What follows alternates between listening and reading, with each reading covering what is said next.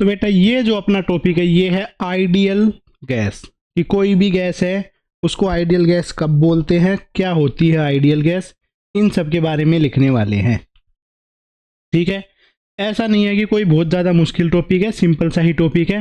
Most of चीज़ें जो chemistry में पढ़ी हैं उन्हीं चीज़ों को ही बस आगे जाके कंटिन्यू करेंगे, और इसमें कुछ नई खास चीज़ें नहीं करेंगे। ठीक है बेटा, आइडियल गैस क्या होता है, देखो भाई हर कोई गैस है उसको आइडियल गैस नहीं मानते हैं, तो आइडियल गैस के लिए हमने कुछ अजम्पशंस मानी गई हैं, जो इस अजम्पशंस को फॉलो करती है वो गैस होती है आइडियल गैस। ठीक है, an ideal gas follows these assumptions.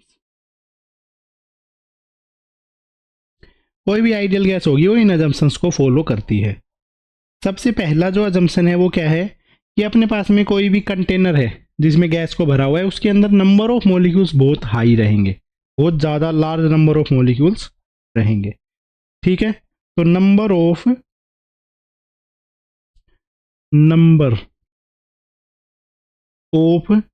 Gas molecules in a container is very high।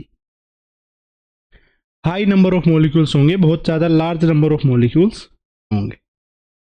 ठीक है, आइडियल गैस के लिए ये पहली अजम्पशन है।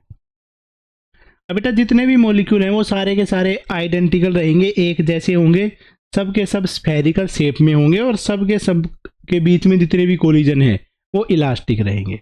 तो सबका जो नेचर होगा वो क्या होगा, elastic. Gas molecules are identical elastic and very small solid sphere. जो भी गैस मॉलिक्यूल होंगे वो आइडेंटिकल होंगे, इलास्टिक होंगे, और वेरी स्मॉल शेप के सॉलिड स्फीयर होंगे। ठीक है, नेक्स्ट जो प्रॉपर्टी है वो है बेटा कोई गैस है उसकी वॉल्यूम के बारे में। कोई गैस है उसकी वॉल्यूम को कैसे डिफाइन करेंगे, वो volume of A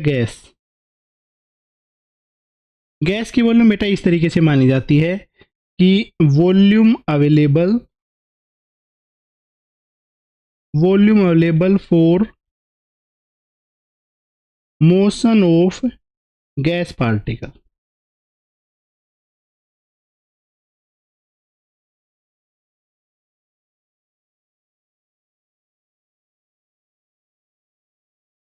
of gas particle, कोई भी गैस का पार्टिकल है उसके मोशन के लिए कितनी सी वॉल्यूम अवेलेबल है उसको ही डिफाइन किया जाता है वॉल्यूम ऑफ ए गैस।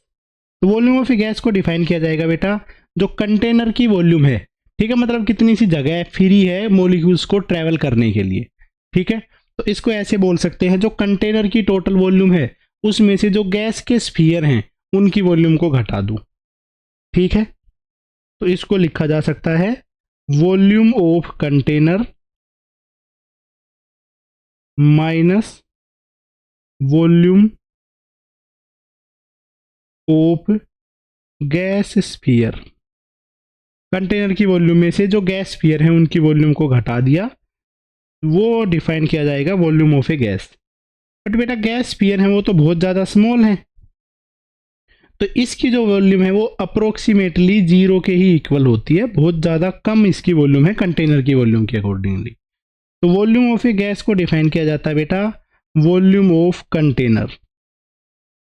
कभी भी वॉल्यूम ऑफ गैस के बारे में पूछा जाए तो उसको बोला जाएगा वॉल्यूम ऑफ कंटेनर। कोई कंटेनर है उसकी वॉल्यूम कितनी है वही बोली जाती है volume of a gas.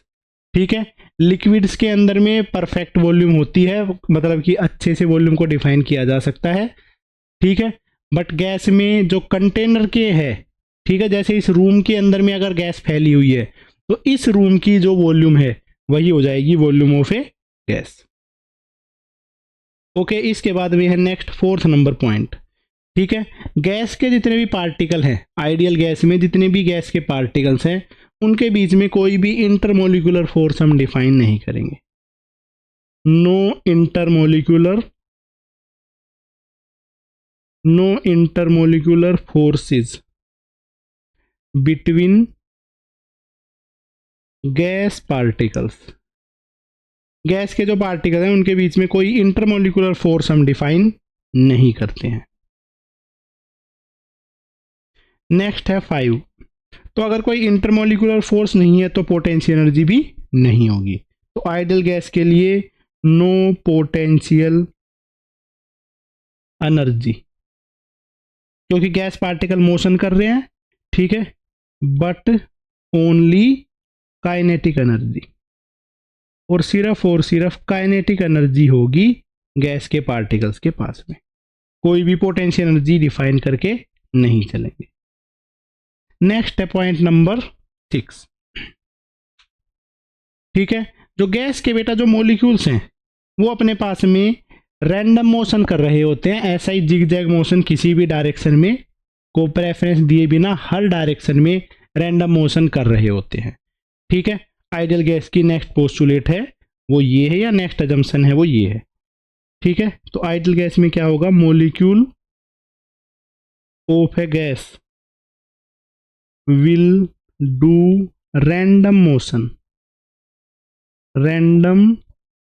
Motion without giving preference to any direction. किसी भी डायरेक्शन को प्रेफरेंस दिए बिना ही रैंडम मोशन कर रहे होंगे हर किसी डायरेक्शन में। इसके बाद में जो नेक्स्ट पॉइंट है वो ये है, अगर अपने पास में जो कंटेनर है वो रेस्ट पे है तो उस केस में जो गैस मॉलिक्यूल है उनका मान के चलेंगे उनके पास में भी कोई नेट वेलोसिटी नहीं है। ठीक है, उनके पास में भी कोई एवरेज वेलोसिटी नहीं है, मतलब ओवरऑल मॉलिक्यूल पूरा मोशन करके उधर पे ही पहुंच गया है। ठीक है, तो ऐसा उसका माना जाता है। जैसे कि बेटा कोई कंटेनर है ना, तो इसमें मानेंगे मॉलिक्यूल है ऐसे ऐसे मोशन करके वापस उसी पोजीशन पे आ गया है। ठीक है, तो ये अज्यूम करके हम चलते हैं। If container is at rest then average velocity of gas molecule is 0। अगर बेटा कंटेनर रेस्ट पे है तो उसके अंदर में जो गैस मॉलिक्यूल है उसकी एवरेज वेलोसिटी है वो मानी जाएगी 0। ठीक है, और जो गैस मॉलिक्यूल हैं वो जो भी कोलिजन करेंगे दीवार के साथ में चाहे वॉल के साथ में, सारे के सारे कोलिजन इलास्टिक माने जाएंगे। तो गैस मॉलिक्यूल कोलाइड इलास्टिकली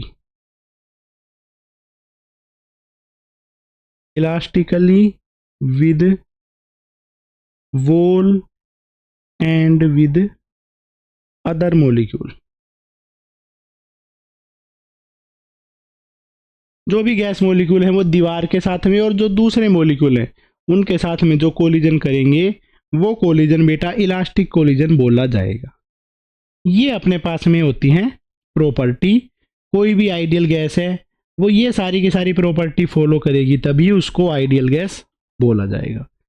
ठीक है, और जो पार्टिकल रैंडम मोशन कर रहे होते हैं, रैंडम जिगजैग मोशन, उस मोशन का नाम होता है बेटा ब्राउनियन मोशन।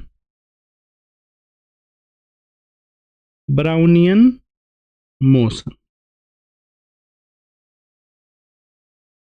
मोशन का जो मतलब है वो समझते हैं। इसका मतलब है बेटा random zigzag motion of a gas particle without considering gravity.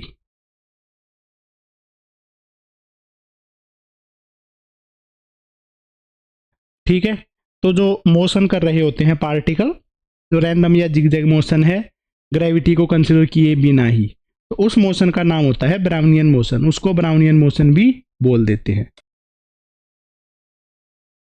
Okay, तो अब बेटा ये था अपने पास में आइडियल गैस। अब आइडियल गैस की इक्वेशन को डिराइव करने के लिए अपने पास में कुछ रूल आते हैं, ठीक है। तो वो कुछ स्पेसिफिक टाइप के रूल हैं जिनको कुछ साइंटिस्ट ने बताया था। तो सबसे पहले जो लॉ है उन लॉ के अकॉर्डिंगली करते हैं। सबसे पहले है बॉयल्स लॉ, ठीक है। आइडियल गैस के लिए कुछ लॉ हैं जो कोई भी आइडियल गैस है वो फॉलो करेगी, ठीक है। At constant temperature, constant temperature मतलब कि आइसोथर्मल कंडीशन में, आइसोथर्मल कंडीशन जब भी होगी जब बेटा प्रेशर है वो वॉल्यूम के इनवर्सली प्रोपोर्शनल होगा। इस चीज को बोला जाता है बॉयल्स लॉ, या प्रेशर और वॉल्यूम का जो प्रोडक्ट है वो कांस्टेंट रहेगा, या P1 V1 is equal to P2 V2 रहेगा। इस लॉ को बोला जाता है बॉयल्स लॉ। किसी भी कांस्टेंट टेम्परेचर पे जो प्रेशर ऑफ ए गैस है वो inversely proportional to volume of a gas के रहेगा, ठीक है। इस लॉ को बोला जाता है बॉयल्स लॉ, ओके। इसके बाद में नेक्स्ट जो गैस का लॉ आता है वो है Charles law,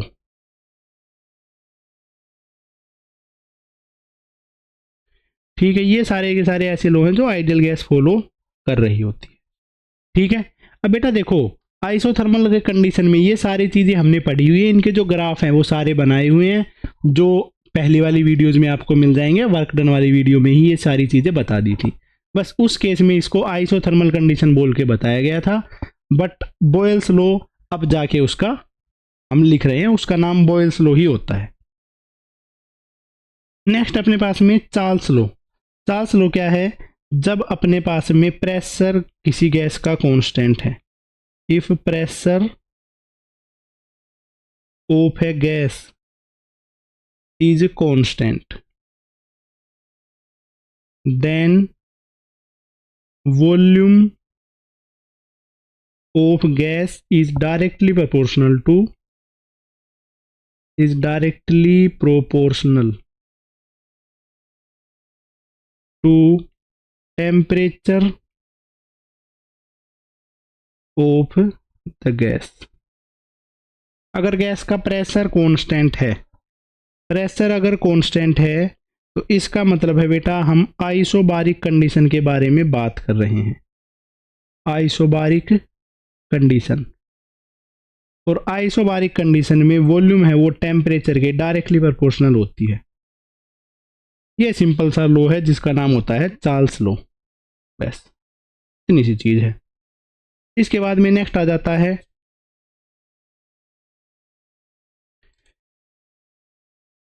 gay लुसेक law.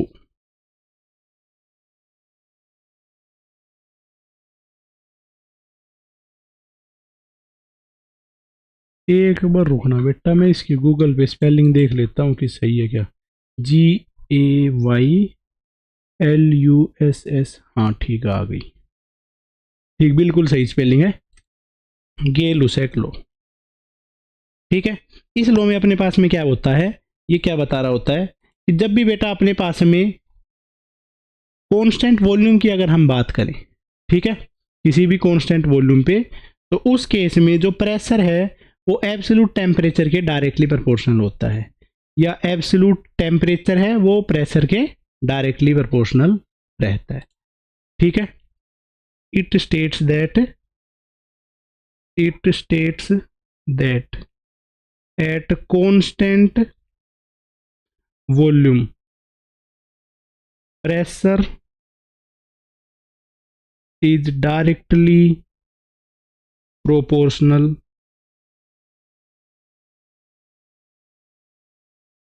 to absolute temperature। जो प्रेशर है वो एब्सोल्यूट टेम्परेचर के डायरेक्टली प्रोपोर्शनल होता है। अगर बेटा वॉल्यूम ऑफ ए गैस अगर कांस्टेंट है, इसका मतलब है वो बात हो रही है आइसोकोरिक कंडीशन के लिए, और उस केस में जो प्रेशर ऑफ ए गैस है वो directly proportional to temperature of a gas होता है, ठीक है। एब्सोल्यूट टेम्परेचर के डायरेक्टली प्रोपोर्शनल होता है, या इसको ऐसे बोल सकते हैं P1/P2 is equal to P1/T2। P1/T1 is equal to P2/T2। ये होता है गेल-लुसैक लॉ। पहले ऑलरेडी इनके सारे ग्राफ सब कुछ पढ़ा हुआ है, आइसोकोरिक कंडीशन के बारे में पढ़ा था वहां पे। ग्राफ वाली तो कोई दिक्कत वाली बात है ही। ठीक है, इसके बाद में नेक्स्ट आ जाता है अपने पास में अवोगैद्रो लॉ। ठीक है, अवोगैद्रोज लॉ। अवोगैद्रो लॉ क्या होता है ये लिख लेते हैं भाई, इसकी स्टेटमेंट और लिख लेते हैं। ठीक है, इसकी स्टेटमेंट क्या है कि equal volume of all gases at the same temperature, equal volume of all gases at same temperature and pressure have the same number of molecules।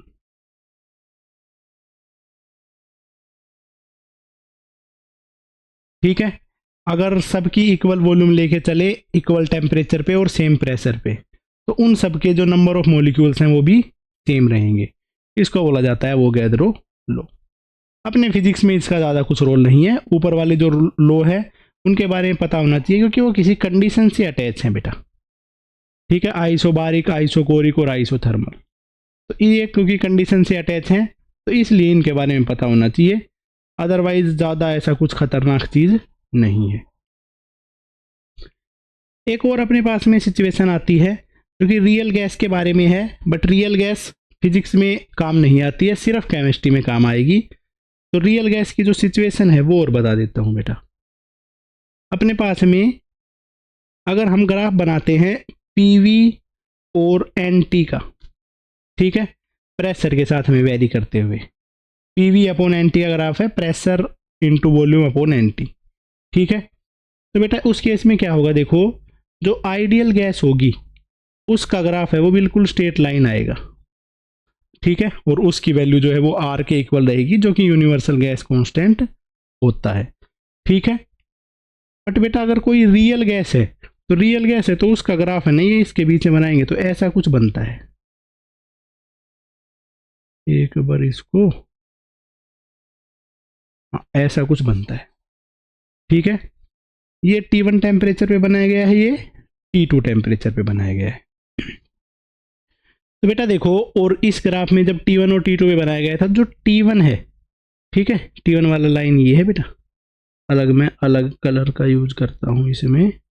हाँ, T1 वाली लाइन ये है, T2 वाली लाइन ये है। ये वाली जो लाइन है ये है आइडियल गैस की लाइन। ठीक है, ये वाली जो दोनों लाइन है ये है रियल गैस के लिए। ठीक है, और रियल गैस में भी T1 का टेम्परेचर ज़्यादा है एज कंपेयर टू T2। जब बेटा गैस को हम हाई टेम्परेचर पे रखते हैं, हाई टेम्परेचर पे रखते हैं तो वो अपने पास में आइडियल गैस के बिहेवियर के ज़्यादा पास हो जाती है। ठीक है, हाई टेम्परेचर पे जो रियल गैस है वो आइडियल गैस के जैसा बिहेवियर अपना स्टार्ट कर देती है। ये है इस ग्राफ का मतलब। ठीक है, तो इसका जो मतलब क्या है कि at high temperature real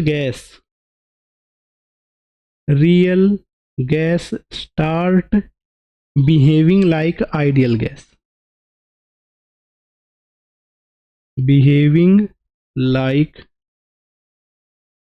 ideal gas. High temperature पे जो रियल गैस है वो भी आइडियल गैस के जैसा बिहेव करना स्टार्ट कर देती है। ये होता है इस चीज़ का मतलब। ये जो लो है, ये सॉरी जो नोट करके लिखा है इस पॉइंट का मतलब। ठीक है, पर अपना को ज़्यादा कुछ टेंशन वाली बात है नहीं। ठीक है, लिखने वाले हैं जो अगला टॉपिक है वो है आइडियल गैस इक्वेशन। हमें टेंशन लेने की ज़रूरत क्यों नहीं है इन टॉपिक्स में, क्योंकि बेटा आइडियल गैस के अलावा जो भी रियल गैस है वो अपने सिलेबस में तो आएंगी नहीं, केमिस्ट्री में आएंगी, और ऑब्वियस सी बात आपने केमिस्ट्री में पढ़ लिया होगा। ठीक है, अगर बेटा केमिस्ट्री भी नहीं कर पा रहे हो तो भी उस केस में बता सकते हो, मैं केमिस्ट्री की भी वीडियो आपके लिए लेके आ सकता हूँ। ठीक है, बट अभी के लिए तो पहले अपना काम रहेगा फिजिक्स को ख़त्म करना।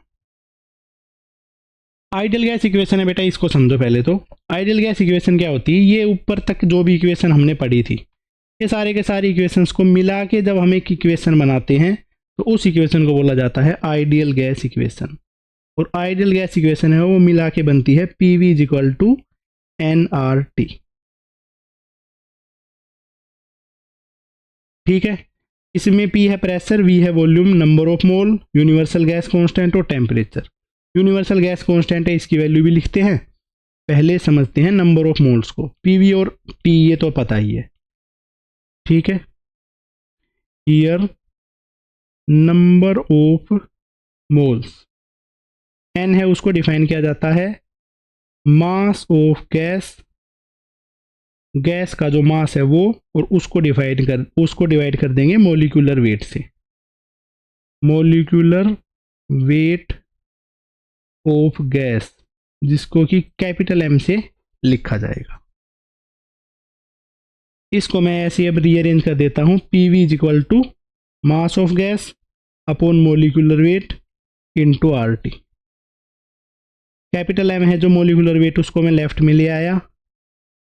PM is equal to mass of gas upon volume of gas into RT। यहाँ से मास अपॉन वॉल्यूम है उसको डेंसिटी लिखा जा सकता है, तो PM is equal to rho RT। ये आइडियल गैस की इक्वेशन है, ये फिजिक्स में ज़्यादातर यूज करी जाती है बेटा। ठीक है, यहाँ पे रो है वो क्या है कि density of gas, mass of gas upon volume of a gas, इसको डिफाइन किया जाता है डेंसिटी ऑफ ए गैस। किसी भी गैस की डेंसिटी है उसको ऐसे करके डिफाइन किया जाएगा। ऑल्सो बेटा आइडियल गैस की इक्वेशन को और तरीकों में भी लिखा जा सकता है। यहाँ से P अपॉन रो अगर मैं निकालूं, प्रेशर अपॉन डेंसिटी, तो प्रेशर को अगर मैं डेंसिटी से डिवाइड करूंगा तो क्या बन जाएगा, RT upon M universal gas constant into temperature upon molecular wait. ठीक है, इसको ऐसे लिखा जा सकता है यूनिवर्सल गैस कांस्टेंट मतलब कि Avogadro number into Boltzmann constant into temperature. चलो, नीचे इसको लिखा जा सकता है अवोगैड्रो नंबर इनटू एक मोलिक्यूल का वेट। स्मॉल m है वो क्या है कि एक मोलिक्यूल का वेट। ठीक है, ये क्या है, total molecular weight Avogadro number into एक मोलिक्यूल का वेट। ठीक है, तो Na से Na कैंसिल हो जाएगा, तो इसको लिख सकते हैं KT अपॉन M1। इधर पे जो M1 है वो रिप्रेजेंट कर रहा है मास ऑफ वन मोलिक्यूल। तो बेटा मोलिकुलर वेट का फॉर्मूला क्या हो जाता है, अवोगैड्रो नंबर इनटू एक मोलिक्यूल का वेट। बेसिकली ये सारी की सारी चीज़ें मोस्ट ऑफ केमिस्ट्री की ही चीज़ें हैं, तो समझने के लिए ही लिख रहे हैं। और बेटा अपने पास में ये वाली इक्वेशन ज़्यादातर यूज रहेगी। P अपॉन रो को लिखेंगे RT बाई M या KT upon small m1। m1 है एक मोलिक्यूल का वेट। यहाँ पे R जो है वो है universal gas constant. Universal gas constant, universal gas constant का मतलब है ऐसा कांस्टेंट जो बेटा कभी भी चेंज नहीं होता है। इस यूनिवर्स में जितनी भी गैस हैं वो सब इसको फॉलो कर रही होंगी। इसकी SI यूनिट में जो वैल्यू है वो होती है 8.314 जूल पर मोल पर केल्विन। तो बेटा जो है ना यूनिवर्सल गैस कांस्टेंट है उसकी वैल्यू 25/3 जूल पर मोल पर केल्विन भी लिखी जा सकती है। ठीक है, तो किसी न्यूमेरिकल में ये वाली वैल्यू ज़्यादा सही लगे तो इसको भी लिख सकते हो। ठीक है, और इसकी जो एक्चुअल डेफिनेशन है वो क्या है कि अवोगैड्रो नंबर को बोल्ट्जमैन कांस्टेंट से मल्टीप्लाई करते हैं तब जाके यूनिवर्सल गैस कांस्टेंट बनता है। ठीक है, एग्जाम में तो इसकी वैल्यू गिवन मिलेगी पर फिर भी हमें तो पता होना ही चाहिए। चलो तो बेटा नेक्स्ट जो है क्वेश्चन करते हैं इस पे बेट। चलो ओके, देखो क्वेश्चन क्या है कि 1 mole of a gas, 1 mole of ideal gas follows this equation. एक मोल है आइडियल गैस की, वो इस इक्वेशन को फॉलो करती है A upon 1 plus V upon B। Pressure की वैल्यू ये है। Find out temperature of a gas temperature of this gas at volume है वो बी के इक्वल हो। जब इसकी वॉल्यूम बी के इक्वल हो जाएगी उस मोमेंट पे इस गैस का टेम्परेचर है वो कैलकुलेट करना है। चलो तो भाई कैलकुलेट करते हैं। टेम्परेचर है उसकी वैल्यू क्या हो जाएगी आइडियल गैस इक्वेशन से, P V upon N R. P जो है प्रेशर, उसकी वैल्यू थी A upon V plus B. V तो ये बी और बी, बेटा वॉल्यूम को ए करो। जब गैस की वॉल्यूम ए हो जाए ना उस मोमेंट पे कैलकुलेट करना है। ठीक है, प्रेशर है, प्रेशर को यहाँ से लिख दिया मैंने A upon 1 plus V upon B. ठीक है, वॉल्यूम को वी ही रखा अपॉन एन आर। बस वैल्यू पुट कर देते, जहाँ पे भी वॉल्यूम की मैंने वहाँ पे ए लिख दिया। A upon 1 plus A upon B into A upon N R. तो ए स्क्वेयर, बी को एलसीएम ले लिया, B plus A into 1 upon N R. B है वो ऊपर चला गया, A square into B upon A plus B into N R. ऐसे करके इसका आंसर आ जाएगा। ठीक है, ये हो जाता है इसका करेक्ट आंसर। बट रीअरेंज जैसा ही था, ऐसा कुछ मुश्किल क्वेश्चन नहीं था। ठीक है, नेक्स्ट देखो, a cylinder contains H2 gas. एक सिलेंडर है जिसमें कि H2 गैस है at pressure of 249 kilo pascal and temperature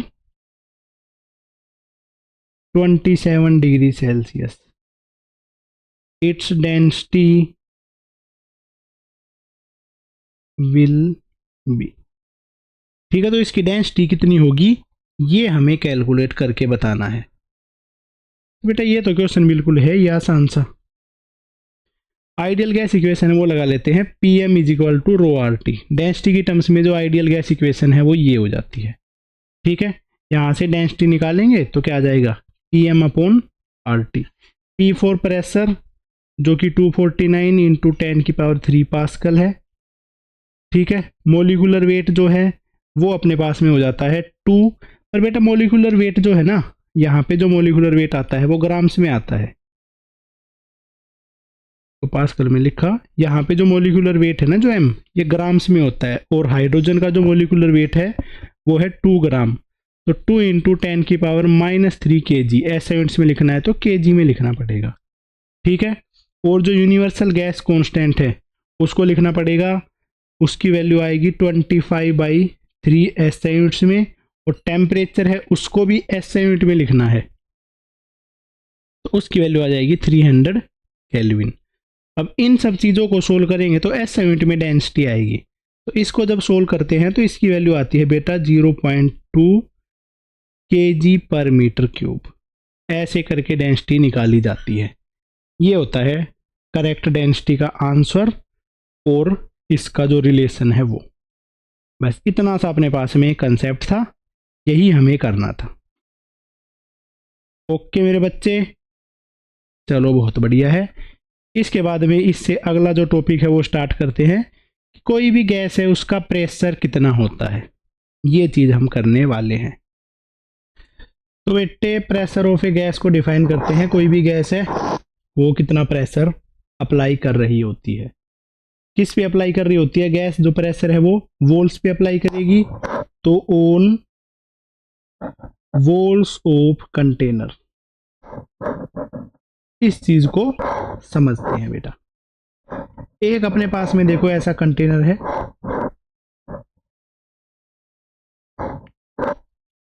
ठीक है, क्यूबिकल कंटेनर मान लेते हैं भाई सिंपलिसिटी के लिए।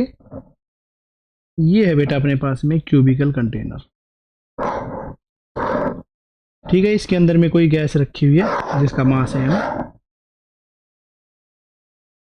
ठीक है, गैस का एक मॉलिक्यूल है उसका मास m है, ठीक है, जो कि इसी क्यूबिकल कंटेनर में है, और एक जो मॉलिक्यूल है वो मैंने इसका लिख दिया है, ठीक है,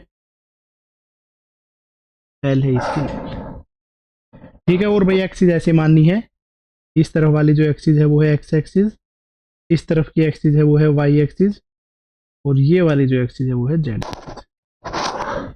ठीक है। ओके बेटा, जो अपने पास में कोई भी कंटेनर होगा उसके अंदर ही मॉलिक्यूल होगा, उसकी x डायरेक्शन वाली वेलोसिटी है vx1, y डायरेक्शन वाली वेलोसिटी हो जाएगी vy1, और उसकी z डायरेक्शन में जो वेलोसिटी का कंपोनेंट है वो है vz1, ठीक है। Let a gas is contained in a container, gas है जिसको मैंने किसी कंटेनर के अंदर में कंटेन करके रखा हुआ है, ठीक है, of cubical shape, cubical shape of side L, किसी क्यूबिकल शेप का कंटेनर है जिसकी साइड है एल, ओके। ये वाली मैंने मान ली है कि भाई एक दीवार है वो, इसके अंदर में कोई एक मॉलिक्यूल माना है मैंने m करके, जो फर्स्ट मॉलिक्यूल है, ठीक है। तो let one molecule of mass m and has velocity, एक मॉलिक्यूल है उसके मास m और उसकी वेलोसिटी है vx1 i cap, vy1 j cap, vz1 k cap, इस तरीके से मॉलिक्यूल है, उसकी जो वेलोसिटी है उसको हमने कंसिडर किया है, ओके। और बेटा ऐसे मान लेते हैं ये अपने पास में है दीवार, ठीक है, ये जो राइट साइड वाली वॉल है ना, इस वॉल को मैंने यहाँ पे बना लिया है, ऐसे ये वॉल है, इस वॉल के ऊपर में, इस वॉल की तरफ में जो पार्टिकल है वो जा रहा है, इसका मास m, वेलोसिटी थी x डायरेक्शन में x1, ठीक है, इस वॉल से टकराएगा और इस वॉल से टकरा के फिर ये वापस चला जाएगा, क्योंकि इलास्टिक कोलिजन है, और जब टकरा के वापस जाएगा उसका मोमेंटम हो जाएगा m इंटू vx1, क्योंकि वेलोसिटी में कोई भी चेंज नहीं हुआ है, दीवार से टकराने के बाद में प्लस x में जा रहा था, दीवार से टकराने के बाद में माइनस x में जाने लग गया, ये वॉल मान ली, ठीक है। इस केस में x डायरेक्शन का जो मोमेंटम चेंज हुआ है वो लिखते हैं, change in momentum in x direction, इसका x डायरेक्शन में जो मोमेंटम है वो कितना सा चेंज हुआ है बेटा, तो इसको लिख दिया मैंने डेल्टा px, एक पार्टिकल का मोमेंटम जो चेंज हुआ है, तो फाइनल माइनस इनिशियल, इन दोनों का जो चेंज करेंगे वो बेटा डबल आ जाता है, 2mvx1, इतना सा मोमेंटम चेंज हुआ है, जितना मोमेंटम चेंज हुआ है उतना ही इम्पल्स उसने दीवार पे लगा दिया है, ठीक है, दीवार पे जो इम्पल्स लगा है या चेंज इन मोमेंटम दोनों सेम ही होता है, इसको ऐसे लिख सकते हैं, इम्पल्स ऑन वॉल, इस पार्टिकल ने जो वॉल पे इम्पल्स लगाया है उसकी वैल्यू आ जाएगी 2mvx1, चलो। तो ये इस तरीके से अपने पास में सिनेरियो है वो बन रहा है, ठीक है। मेन अपने पास में तो काम मोमेंटम ही आएगा, इम्पल्स अगर पूछा जाए तो हमें पता होना चाहिए। अब देखो बेटा, जो x डायरेक्शन में जो पार्टिकल चल रहा है उस केस में क्या हो रहा है, देखो ये पार्टिकल यहाँ से गया, यहाँ पे टकराया, उसके बाद में फिर पार्टिकल इस तरफ चलने लग गया, फिर इस दीवार पे टकराया, फिर ऐसे वापस जाने लगा, फिर वापस आएगा, ऐसे ऐसे मतलब कि टकराता रहेगा, x का मोशन हम देख रहे हैं सिर्फ। तो कोई जो पार्टिकल है वो दीवार पे कितनी देर के बाद में टकराएगा, इस दीवार पे कितनी सी देर के बाद में टकराएगा। देखो बेटा, यहाँ से अगर कोई पार्टिकल है वो मोशन स्टार्ट करता है तो पहले इधर जाएगा, फिर इधर जाएगा और फिर यहाँ पे आएगा, तो वापिस से टकराएगा। तो बेटा इधर तक का डिस्टेंस है l, इधर तक का डिस्टेंस है l, और टोटल जो डिस्टेंस है वो क्या हो गया 2l, ठीक है। तो 2l डिस्टेंस चला जाता है, जितनी देर में उतनी ही देर बाद टकराने लग जाएगा। इसका मतलब है इसको जो टाइम लगेगा टकराने तक में वो वाला टाइम क्या हो जाएगा 2L डिस्टेंस अपॉन वहां तक की जो स्पीड थे x डायरेक्शन में वो। तो इसका मतलब है 2L upon x1, 2L upon vx1, इतने से टाइम के बाद में ये हर बार कोलाइड करेगा। ठीक है, after every 2L upon vx1 time this particle will collide with wall।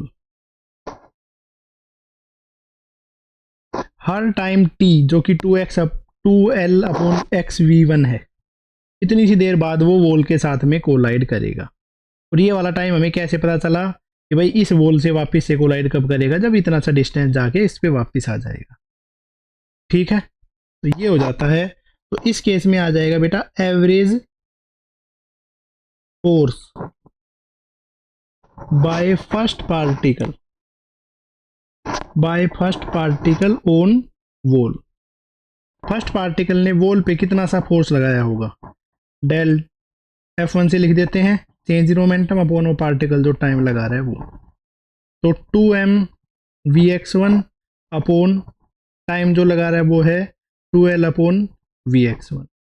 तो ये हो जाएगा 2 से 2 कैंसिल आउट हो जाएगा, x1 ऊपर चला जाएगा, m vx1 square divided by l। इतना सा फोर्स लगा रहा होगा। ठीक है, फर्स्ट पार्टिकल जो दीवार पे फोर्स लगा रहा है वो इतना सा फोर्स है। ठीक है, सिमिलरली जो दूसरा पार्टिकल दीवार पे फोर्स लगा रहा है वो क्या हो जाएगा, mvx2 का स्क्वायर अपॉन l। तीसरा पार्टिकल जो फोर्स लगा रहा है वो क्या हो जाएगा, mvx3 का स्क्वायर डिवाइडेड बाई l। ऐसे ही जो nth पार्टिकल फोर्स लगा रहा है वो क्या है, mvxn का स्क्वायर डिवाइडेड बाई l। ये हर किसी पार्टिकल का जो फोर्स है वो आते हुए चले जा रहे हैं। टोटल फोर्स ऑन वॉल, जो वो दीवार पे है, उस दीवार पे लगने वाला जो नेट फोर्स है वो कितना हो जाएगा। तो बेटा नेट फोर्स क्या हो जाएगा, ऐसे जितने भी पार्टिकल है उन सब का सम कर देंगे, उन सब का सम करेंगे तो देखो क्या आ जाएगा। इन सब का हमने सम किया तो क्या आंसर आ जाएगा, m अपॉन l तो कॉन्स्टेंट ही है, vx1 का स्क्वायर, vx2 का स्क्वायर, vx3 का square up to so on vxn का स्क्वायर। ऐसे करके इसको डिफाइन किया गया है। ठीक है, n नंबर ऑफ पार्टिकल हैं अपने पास में, टोटल नंबर ऑफ पार्टिकल हैं वो है कैपिटल N। इसको कैपिटल N से लिखा है ऐसा मान लो। ठीक है, let capital N number of particles, capital N number of particle है तो उस दीवार पे लगने वाला जो फोर्स है ना उसको हम लिख सकते हैं, बेटा मैंने कैपिटल N से मल्टीप्लाई कर दिया और कैपिटल N से ही इसको डिवाइड कर दिया। तो ये बन चुका है nm अपॉन l, vx1 का स्क्वायर, vx2 का स्क्वायर, vx कैपिटल N का square divided by capital N। ऐसे करके ये अपने पास में जो फोर्स है उसकी वैल्यू निकल के आ गई। ठीक है, अब बेटा ये जो फॉर्मूला है ना, इस फॉर्मूले को डिफाइन किया जाता है आरएमएस वेलोसिटी का स्क्वायर। ठीक है, जो फोर्स है उसको क्या डिफाइन किया गया है, एन एम अपॉन एल है, यहां तक तो ठीक है। इसको डिफाइन किया गया है RMS velocity along x direction का स्क्वायर।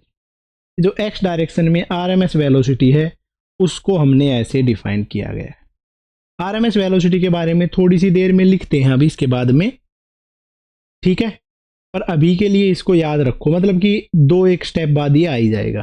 ठीक है, ज़्यादा कुछ दिक्कत वाली बात नहीं है। आरएमएस वेलोसिटी को डिफाइन करेंगे, इसको बोला जाता है रूट मीन स्क्वायर स्पीड या वेलोसिटी।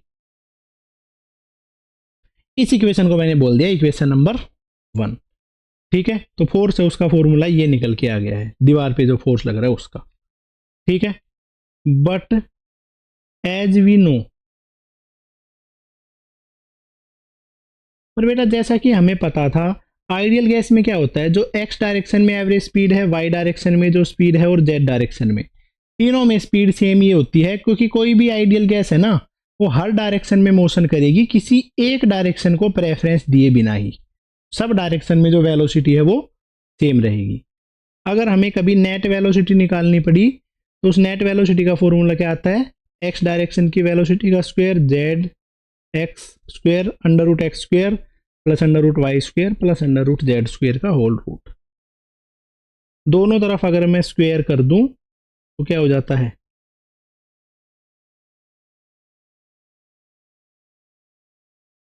ठीक है, राइट साइड से रूट हट जाएगा, लेफ्ट साइड में स्क्वायर हो जाएगा। तो ये अपने पास में ऐसी वैल्यू बन गई है। और बेटा एक्स वाई जेड तीनों इक्वल ही हैं, ठीक है, कोई अलग से नहीं है, तो ये हो जाता है three time of V X का स्क्वायर। वी एक्स तीनों को सेम ही लिखा जा सकता है। इसी को अगर आर एम एस की टर्म्स में लिखा जाए तो इसको मैं लिख सकता हूं velocity R M S speed का square 3 times R M S speed in X direction का स्क्वायर। और एक्स डायरेक्शन में जो आर एम एस स्पीड है उसके स्क्वायर को लिख सकते हैं, जो net R M S speed का स्क्वायर है उसको अगर मैं 3 से डिवाइड कर दूं उसके equal. R M S velocity को ऐसे लिखा जा सकता है, ठीक है, एक्स डायरेक्शन में जो आर एम एस वेलोसिटी है उसको।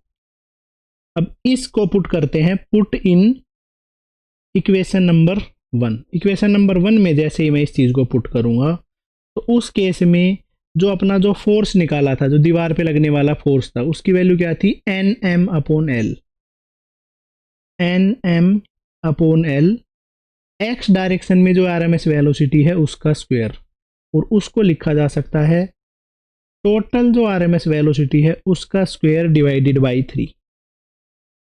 ओके बेटा, लिख दिया तो हमने बिल्कुल आसानी से, जो फोर्स है उसकी वैल्यू लिख दी है। पर हमें फोर्स निकालना ही नहीं है, हमें क्या निकालना है बेटा, हमें निकालना है उस दीवार पे कितना सा प्रेशर लग रहा होगा, ठीक है। तो फोर्स अगर आ गया है, so pressure by gas on wall, pressure on wall, उसको डिफाइन करता हूं मैं, प्रेशर पी लिख के। प्रेशर हो जाएगा जो फोर्स लग रहा है divided by area, N M upon L V R M S का स्क्वायर इंटू 3। और एक अपने पास में एरिया है, एरिया क्या होता है बेटा, एक साइड जिस वॉल का था उस वॉल का एरिया क्या हो जाएगा, एल स्क्वायर, तो ये हो जाएगा N M upon L cube. और इस तरीके से ये निकल के आ गया है। ओके बेटा, कोई दिक्कत नहीं है। एन है नंबर ऑफ पार्टिकल्स, एम है एक पार्टिकल का मास, तो ये मिला के बन गया है total mass. Total mass upon L cube वो बन गया है वॉल्यूम। तो इसको डिफाइन किया जा सकता है density into V R M S का स्क्वेयर डिवाइडेड बाई 3। जो प्रेशर है उसका फॉर्मूला ये बन गया है, ठीक है, pressure is equal to 1/3 V in rho into V R M S का स्क्वेयर। दीवार पे लगने वाला जो प्रेशर है, गैस, आइडियल गैस जो वॉल पे प्रेशर अप्लाई करती है उसकी वैल्यू आ जाती है 1/3 हाफ रो वी स्क्वेयर। और यहाँ पे जो वी वेलोसिटी है वो है आर एम एस वेलोसिटी, ठीक है। तो इधर से अपने पास में नोट करके कुछ पॉइंट आ जाते हैं बेटा। इधर से अगर आर एम एस वेलोसिटी हमें कैलकुलेट करनी पड़े तो आर एम एस वेलोसिटी की वैल्यू हो जाती है under root of 3p by rho. Rearrange कर लेना, 3 इधर रो नीचे, और वो वी आर एम एस का स्क्वायर बन गया, उसका रूट किया तो ऐसा कुछ आ गया। इसके बाद में है नंबर सेकंड, ठीक है। आर एम एस जो स्पीड है उसको डिफाइन कैसे किया जाता है वही बताते हैं। रूट मीन स्क्वायर स्पीड, ठीक है, जिसको वी आर एम एस बोलते हैं या आर एम एस स्पीड बोलते हैं। बेटा आर एम एस स्पीड का बोलने का क्या मतलब हो जाता है कि रूट मीन स्क्वायर, सबसे पहले तो हम स्क्वायर करेंगे, फिर उसका मीन निकालेंगे और फिर उसका रूट ले लेंगे। सबसे पहले स्क्वायर करते हैं भाई, v1 का स्क्वायर कर दिया, v2 का स्क्वायर कर दिया, ऐसे ऐसे चलते गए, vn का स्क्वायर कर दिया और इसका मीन निकाला तो इन सबको ऐड करके n से डिवाइड कर दिया। और अगर इसका मैं रूट ले लूंगा तो ये हो जाता है root mean square speed, under root of v1 square plus v2 square plus v3 square, ऐसे करते हुए vn square divided by n। ऐसे डिफाइन किया जाता है रूट मीन स्क्वायर स्पीड को। ओके, इस चीज को ध्यान रखना बस। रूट मीन स्क्वायर स्पीड है ना, उसका जो डेफिनेशन है वो बेटा ये होती है। ओके मेरे बच्चे, नेक्स्ट है नंबर 3। इसको हमने जो पहले डायरेक्ट लिखा था इसका ये मतलब होता है। नेक्स्ट है बेटा average speed. Average speed, average speed को डिफाइन किया जाता है वी एवरेज। एवरेज स्पीड को डेफिनेशन तो कुछ मुश्किल है ही नहीं, जितनी भी स्पीड है उन सब का सम कर देंगे और उसको जो नंबर ऑफ मॉलिक्यूल्स हैं उससे डिवाइड कर देंगे। ऐसे करके बोला जाता है, उसको बोलते हैं एवरेज स्पीड। ठीक है, सब मॉलिक्यूल्स की स्पीड को डिवाइड करके नंबर ऑफ मॉलिक्यूल्स के साथ में डिवाइड करके लिख दिया है, तो ये बन जाता है एवरेज स्पीड। क्लियर है बेटा यहां तक का? चलो बहुत बढ़िया है। तो अब बेटा नेक्स्ट चीज हम निकालने वाले हैं कि काइनेटिक एनर्जी है। काइनेटिक एनर्जी को जब डिफाइन करते हैं तब कौन सी स्पीड की टर्म्स में लिखना होता है। ठीक है, kinetic energy of gas, gas की जो काइनेटिक एनर्जी है वो लिखने वाले हैं। तो काइनेटिक एनर्जी ऑफ गैस क्या हो जाएगी बेटा? गैस के अंदर जितने भी मॉलिक्यूल हैं उन सब की काइनेटिक एनर्जी लिखनी पड़ेगी। तो half M v1 square plus half M v2 square up to so on plus half M vn square, ये आएगी बेटा गैस की काइनेटिक एनर्जी। तो इसमें से हाफ एम को मैंने कॉमन ले लिया, v1 square plus v2 square up to so on vn square. ठीक है, तो ये अपने पास में इसका फॉर्मूला बन गया है। अब इस केस में मैं क्या करता हूँ बेटा, n से मल्टीप्लाई कर देता हूँ, ठीक है, और n से डिवाइड कर देता हूँ। तो इसका हो गया कि जो टोटल नंबर ऑफ पार्टिकल हैं उससे मल्टीप्लाई और डिवाइड कर दिया, तो ये बन गया half n into M v1 square plus v2 square plus vn square, और ये जो मास था एक मॉलिक्यूल का था, अपॉन n। तो इसका फॉर्मूला आ जाता है half total mass of gas, total mass of gas, और ये बन गया है आरएमएस स्पीड का स्क्वायर, तो वी आरएमएस का स्क्वायर। ऐसे करके total kinetic energy of a gas को डिफाइन किया जाता है। ठीक है, half total mass of a gas into V RMS का स्क्वायर, तो ये हो जाता है काइनेटिक एनर्जी किसी भी गैस की। बिल्कुल सही बात है। तो बेटा नेक्स्ट जो अपना टॉपिक है वो है मैक्सवेल बोल्ट्जमैन डिस्ट्रीब्यूशन लॉ। क्या नाम है उसका? मैक्सवेल बोल्ट्जमैन डिस्ट्रीब्यूशन लॉ, ये अपने पास में है law, Maxwell Boltzmann distribution law. एक अपने पास में इंपॉर्टेंट रो है।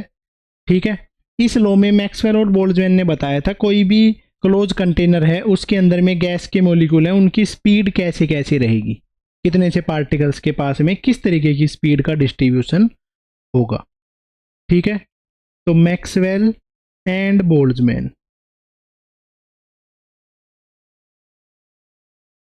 gave an idea about speed of gaseous molecules in a closed container। किसी क्लोज कंटेनर के अंदर में मैक्सवेल और बोल्ट्जमैन जो हैं उन्होंने बताया था कोई भी गैस है उसकी स्पीड कैसी रहेगी।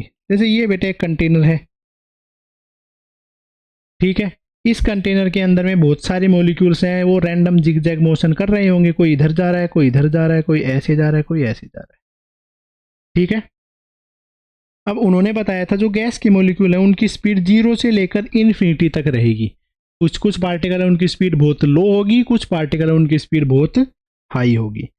ठीक है, gaseous molecules will have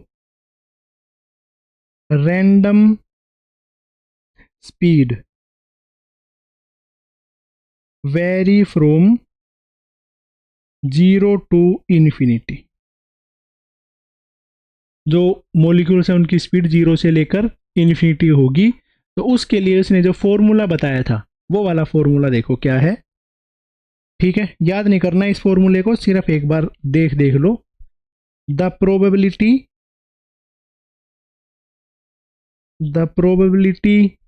that a molecule has speed between v to v plus dv। कोई मॉलिक्यूल है उसकी स्पीड v से लेकर dv के बीच में होगी, उसके लिए जो फॉर्मूला बताया था वो देखो क्या है।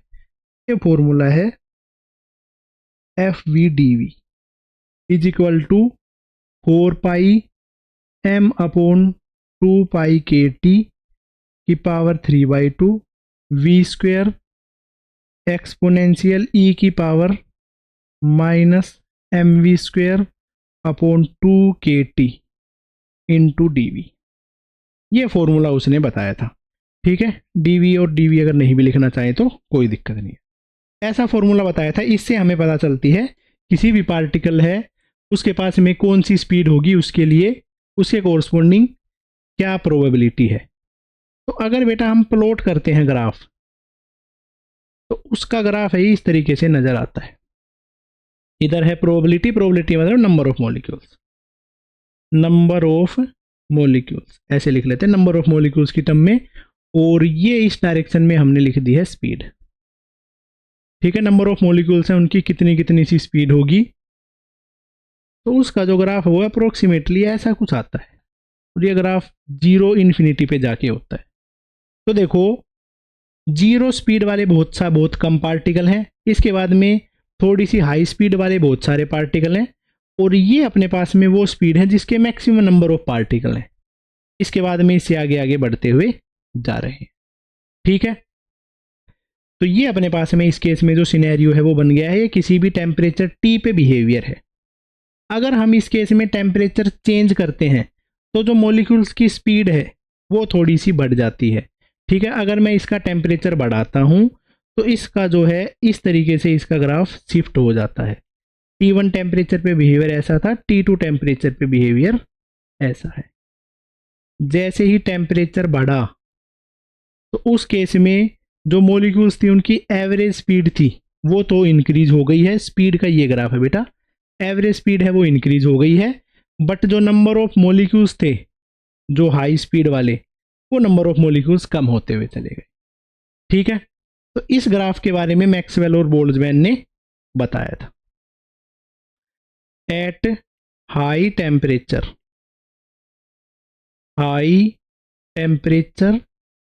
The speed of molecules is high temperature पे जो मॉलिक्यूल है उनकी स्पीड है वो बढ़ जाती है। ठीक है, फॉर्मूला लिखेंगे इस चीज से ये सब आइडिया लग जाएगा।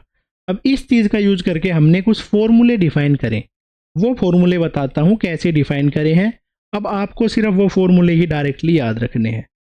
सबसे पहली चीज उसने निकाली most probable speed.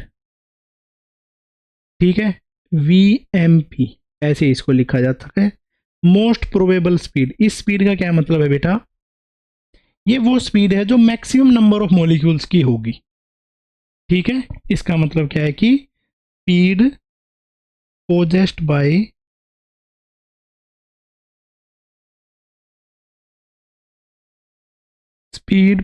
By maximum number of molecules. Maximum number of molecules जिस स्पीड को रखेंगे उस स्पीड को बोला जाता है मोस्ट प्रोबेबल स्पीड। अगर T1 टेम्परेचर पे मैं बात करूं तो मैक्सिमम नंबर ऑफ मॉलिक्यूल्स हैं उनकी स्पीड ये है V most probable first case में, सेकंड केस में V most probable second case में। बेटा देखो इस तरफ है नंबर ऑफ मॉलिक्यूल्स, तो सबसे ज़्यादा नंबर ऑफ मॉलिक्यूल्स को जो स्पीड है उसको बोलते हैं मोस्ट प्रोबेबल स्पीड। यहाँ पे जो सबसे ज़्यादा नंबर ऑफ मॉलिक्यूल्स की स्पीड है उसको बोला जाता है मोस्ट प्रोबेबल स्पीड। ऐसे इसको VMP करके लिखा गया है। यहाँ पे इस वाले फॉर्मूले से, क्योंकि ये तो प्रोबेबिलिटी को बता रहा है, इसका मैं डिफ्रेंशिएशन करके 0 पुट कर दूं तो मैक्सिमम प्रोबेबिलिटी आ जाएगी।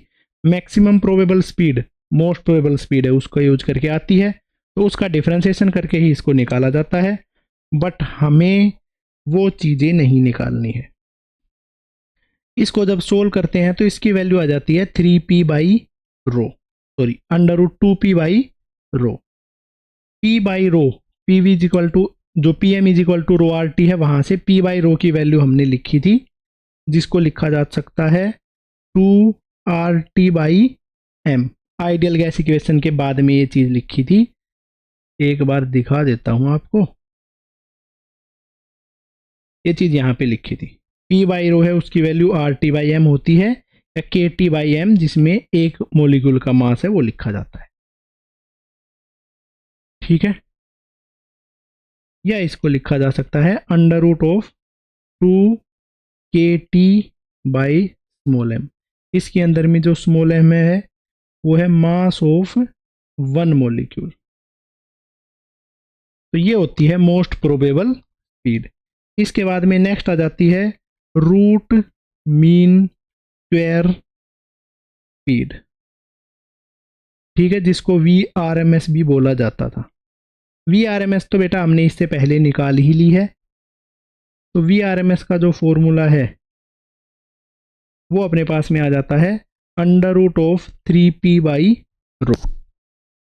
तो प्रेशर वाला डेरिवेशन किया था उसमें ये चीज़ लिखी थी, तो इसको लिखा जा सकता है √3RT बाई मोलिकुलर वेट, या √3KT बाई स्मॉल m। और जो स्मॉल m है वो क्या है, एक मोलिक्यूल का मास। अब जो ऊपर वाला डेरिवेशन है उस चीज़ का यूज करके ही एवरेज स्पीड भी निकाली जा सकती है। तो एवरेज जो स्पीड है उसको भी लिख देता हूँ V एवरेज। एवरेज को जब हम कैलकुलेट करते हैं, ठीक है, तो उसकी एवरेज की वैल्यू आ जाती है V एवरेज करके √8/π p by rho, √8/π RT by m, या फिर 8/π KT बाई स्मॉल m। और स्मॉल m है जो यहाँ पे लिखा है वो अपने पास में मोलिकुलर वेट पे डिपेंडेंसी है। ठीक है, तो ऐसे करके हमने ये चीज़ है उसको लिख लिया है बेटा। चलो, बहुत ज़्यादा क्लियर सी चीज़ है।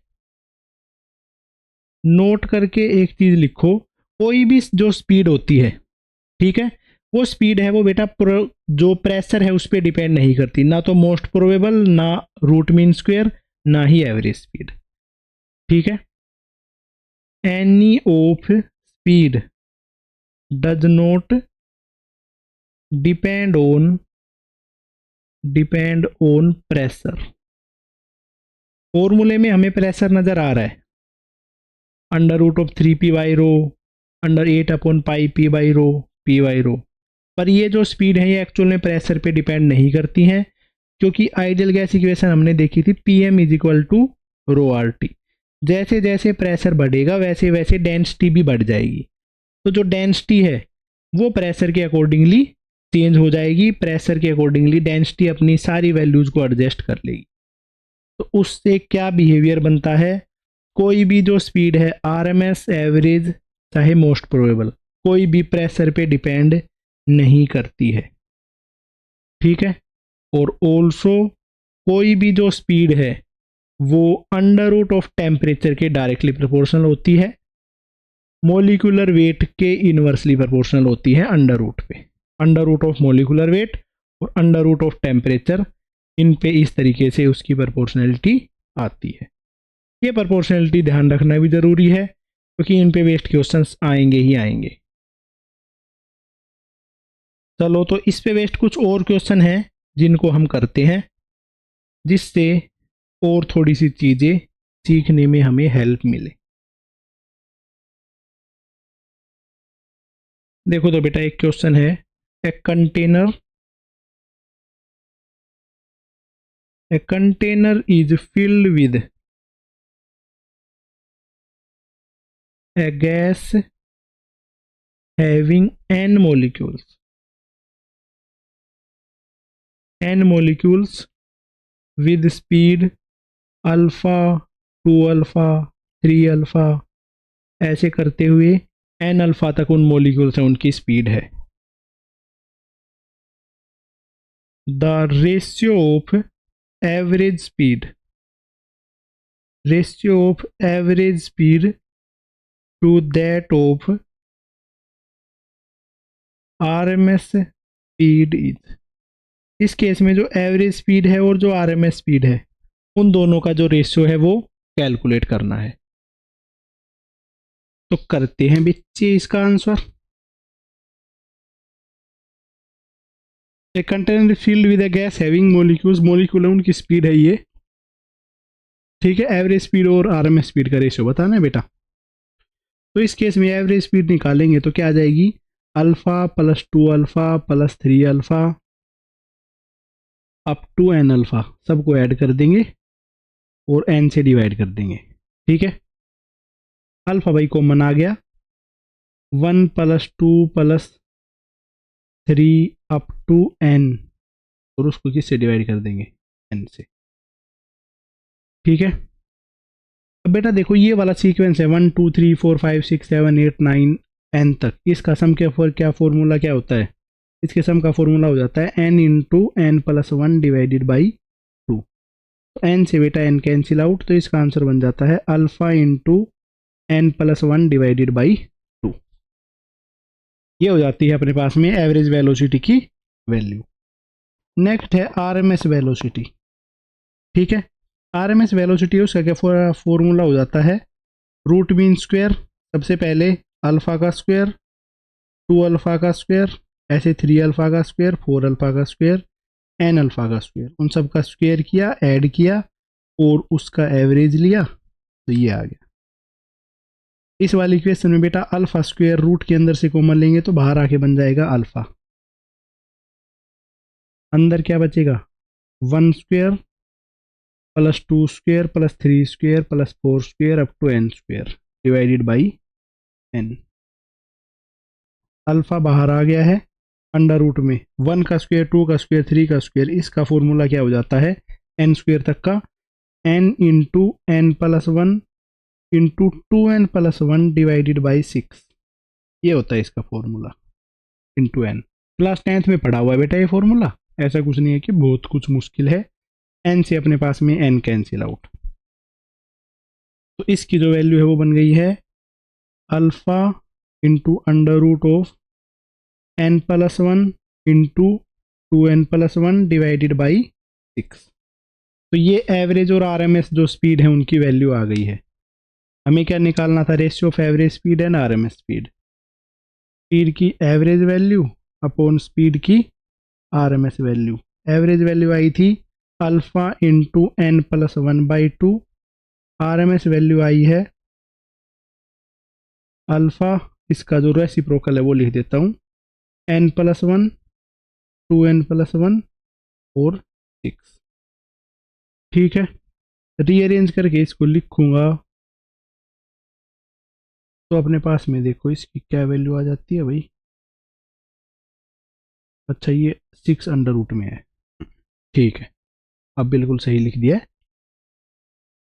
अंडर रूट 6 और ये अंडर रूट 4 है, इसको सोल्व करेंगे तो आ जाएगा 3/2, ठीक है। n प्लस 1 का एक वैल्यू कैंसिल हो जाएगी, n प्लस 1 बचेगा, नीचे बचेगा 2n प्लस 1, ठीक है। कैलकुलेशन इतनी सी तो आनी भी चाहिए भाई, तो थोड़ा ध्यान दो इस चीज़ पे, क्वेश्चन प्रैक्टिस ज़्यादा करोगे बेटा कैलकुलेशन तो अच्छी हो जाएगी। तो इस तरीके से ये अपने पास में सिनेरियो था, सारा सिनेरियो है, उसके अकॉर्डिंगली जो क्वेश्चन थे वो चीज़ हमने कर ली है। आगे देखो, नेक्स्ट अपने पास में स्टार्ट करते हैं, अगला जो क्वेश्चन है वो करते हैं। A vessel contains non linear ट्राइएटोमिक gas, ट्राइएटोमिक gas, एक वेसल है जिसमें नॉन लीनियर ट्राइएटोमिक गैस है। If 50% of gas dissociate, 50% of gas dissociate into atomic oxygen,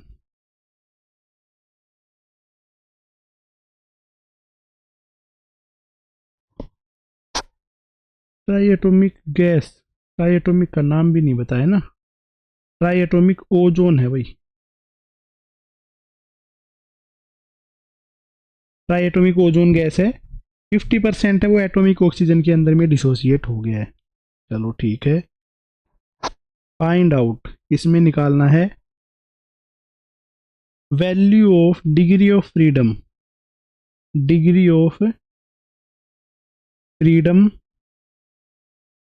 of new gas, of new gas, नई जो गैस बनी है उसकी डिग्री ऑफ फ्रीडम की वैल्यू क्या होगी, और निकालना है find out initial and final internal energy, internal energy of gas, initial और फाइनल इंटरनल एनर्जी जो गैस की है वो भी कैलकुलेट करना है।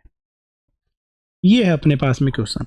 एक वेसल है जिसमें नॉन लीनियर ट्राइएटोमिक ओजोन भरी हुई है, उसकी जो 50% है वो ऑक्सीजन में ब्रेक डाउन हो गई है, ठीक है, और इस केस में ये सब चीजें जो हैं वो हमें निकालनी, ठीक है। स्टार्टिंग में मान लेते हैं n मोल ऑफ ऑक्सीजन थी, ठीक है, इनिशियली ये चीज भी लिखनी चाहिए थी वैसे, मैं मतलब कि मैंने क्वेश्चन बनाया तो लिखना भूल गया। Initially n moles of ozone was there, initially n mole of ozone थी वहां पे,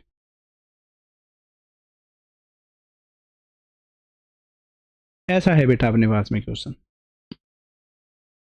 ठीक है। इस क्वेश्चन को समझो, फिर उस क्वेश्चन को निकालने के लिए ट्राई करो कि ये वाला क्वेश्चन है इसको कैसे हम निकाल सकते हैं, क्या इसमें ऐसी चीजें हैं जो हमें निकालनी आनी चाहिए। ओके मेरे बच्चे, चलो तो भाई करते हैं। सबसे पहले देखो, ओजोन O3 थी, उसका ब्रेक डाउन हो गया, n मोल ऑफ ओजोन थी तो उसका आधी तो ओजोन ही बची रही, साथ साथ में उसमें बची हुई एटॉमिक ऑक्सीजन में ब्रेक डाउन हो गई, तो 3 एटॉमिक ऑक्सीजन बन जाएंगे, और उसके जो नंबर ऑफ मोल थे n/2 थे, बट 3 गुना भी तो हो गई है, तो 3n/2 ये हो जाते हैं उसके नंबर ऑफ मोल्स। ऐसे करके ये है जो रिएक्शन वो लिखी जाती है, ठीक है।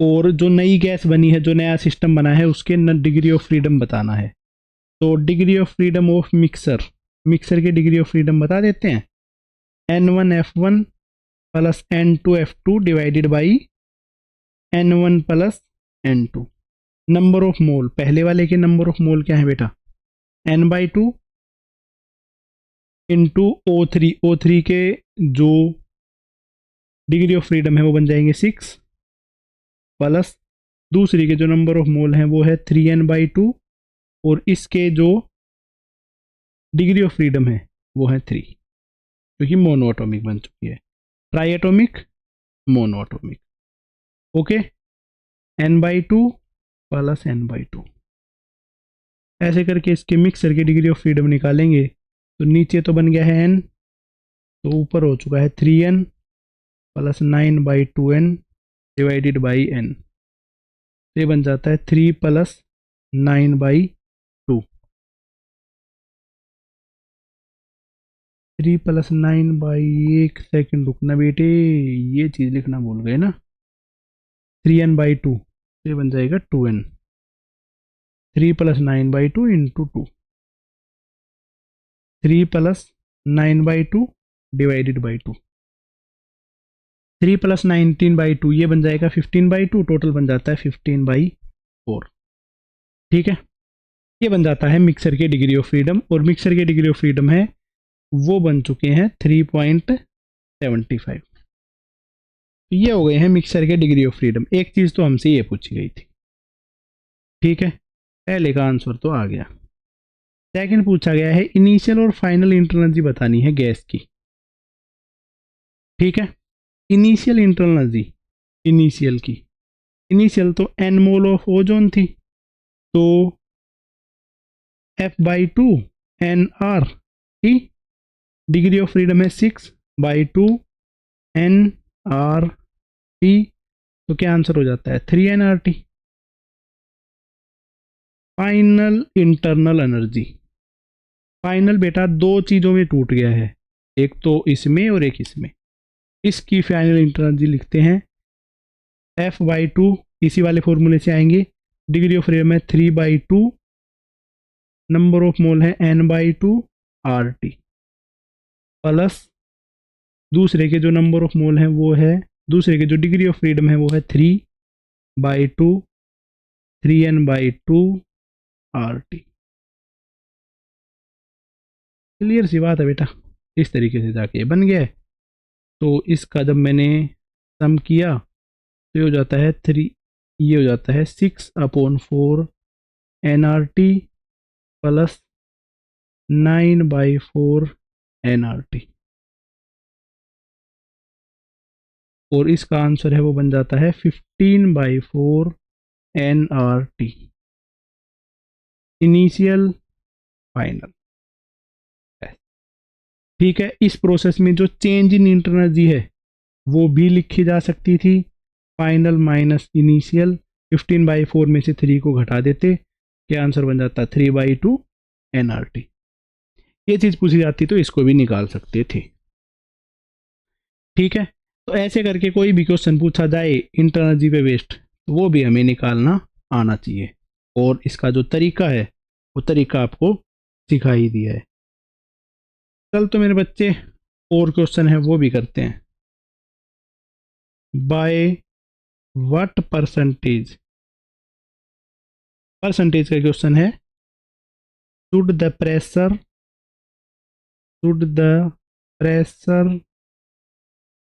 Of a gas off given mass increases so that decrease in its volume by 10% at constant temperature। English पे ध्यान मत देना बेटा, ठीक है, ज़्यादा अच्छी इंग्लिश लिख सकते हो तो उसको लिख लेना, कोई दिक्कत नहीं है। मैं इसमें क्वेश्चन में ये पूछना चाहता हूँ कि अगर वॉल्यूम को 10% से हम डिक्रीज कर देंगे तो प्रेशर है वो कितने परसेंट से इंक्रीज हो जाएगा। ये है बेटा इस क्वेश्चन का जो बेसिक मीनिंग है वो ये है। ठीक है, तो इस चीज़ का ही आपको आंसर बताना है। ओके, क्वेश्चन आई होप आप सबके सब समझ गए हो। अब इसके अकॉर्डिंगली इसका जो आंसर है उसको निकाल लो। ठीक है, अगर वॉल्यूम को 10% से डिक्रीज कर दें तो प्रेशर कितने परसेंट से इंक्रीज हो जाएगा। ठीक है, चलो भाई, बहुत बढ़िया क्वेश्चन है।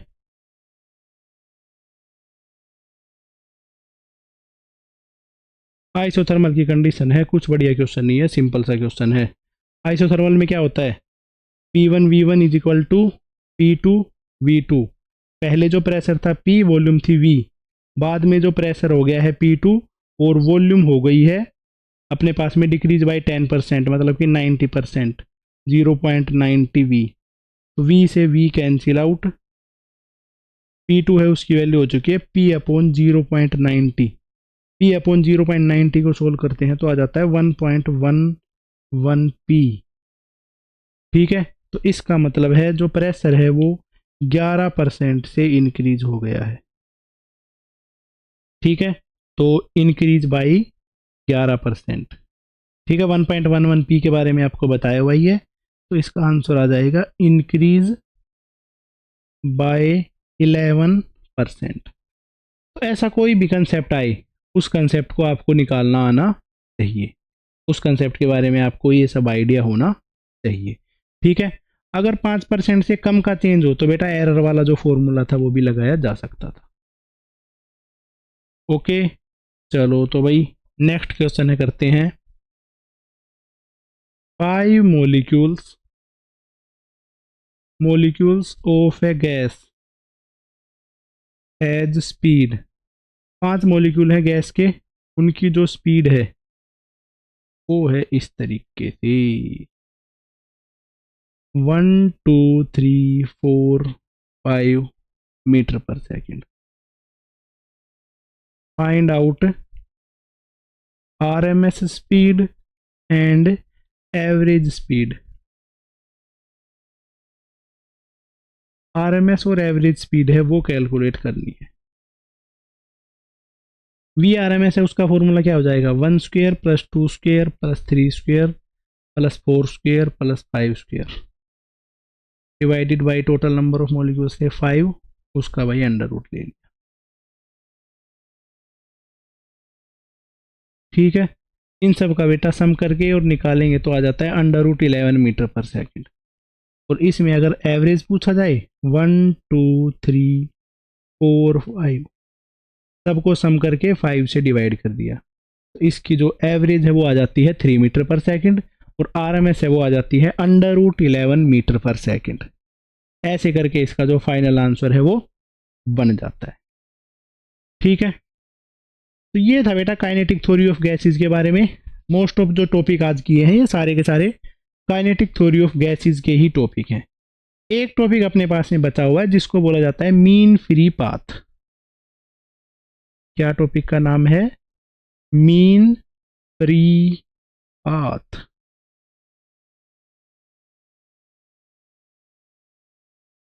ठीक भाई, तो मीन फ्री पाथ है वो बता देता हूं पहले तो भाई। देखो, अपने पास में यहाँ पे मान लेते हैं भाई गैस भरी हुई है इस एनवायरनमेंट में। तो गैस में क्या होता है बेटा, गैस के मॉलिक्यूल आपस में कोलिजन कर रहे होते हैं। एक मॉलिक्यूल यहाँ पे है, ठीक है, उसने आगे वाली मॉलिक्यूल से कोलिजन करने के लिए λ1 चलना पड़ा। उसके बाद में अगला कोलिजन यहाँ पे हुआ, अगला कोलिजन यहाँ पे हुआ, अगला कोलिजन यहाँ पे हुआ, अगला मॉलिक्यूल यहाँ पे है। ऐसे ऐसे करके कोलिजन होते जा रहे हैं। एक पार्टिकल का पाथ है ना, उसको लिखा मैंने, जैसे पार्टिकल पहले इधर पे टकराया, फिर इधर इधर इधर इधर, ऐसे रैंडम सा मास, रैंडम सा मोशन हो रहा होता है। ठीक है, तो इस केस में बेटा मैं फ्री पाथ बता रहा हूँ।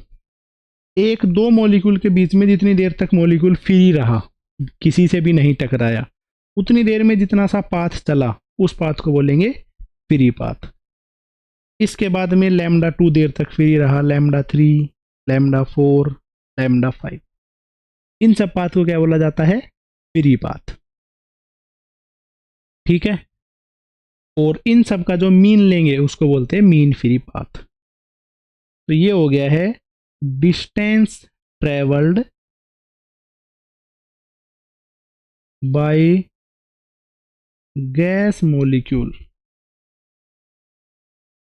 इन बिटवीन टू कंजिक्यूटिव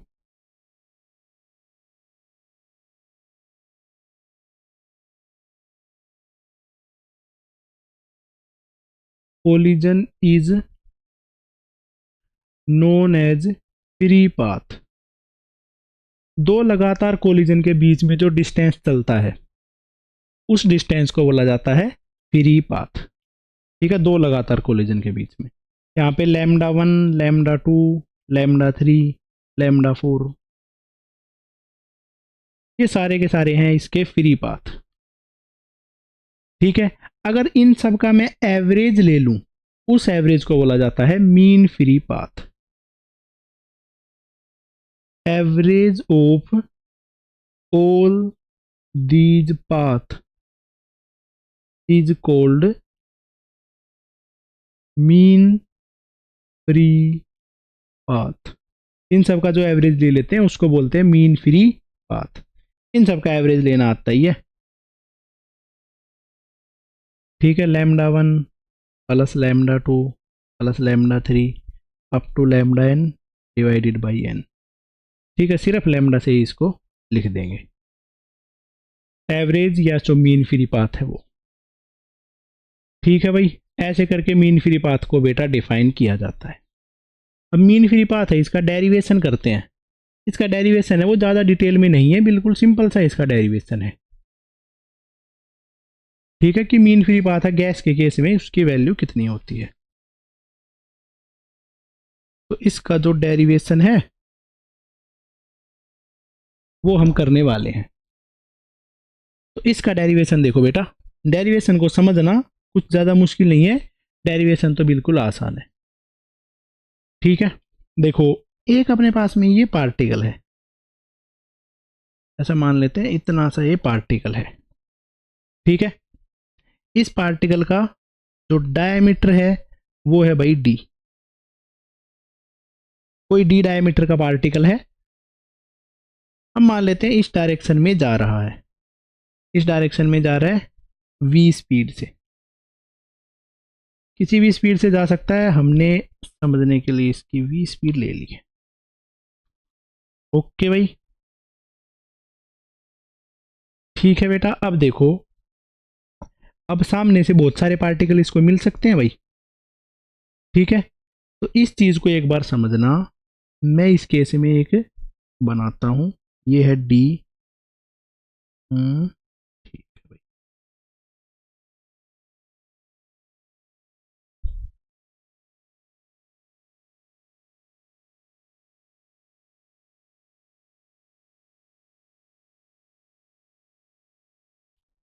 इस तरीके से रेफरेंस लाइंस बनाई है, कुछ ज़्यादा इसमें खास नहीं किया है।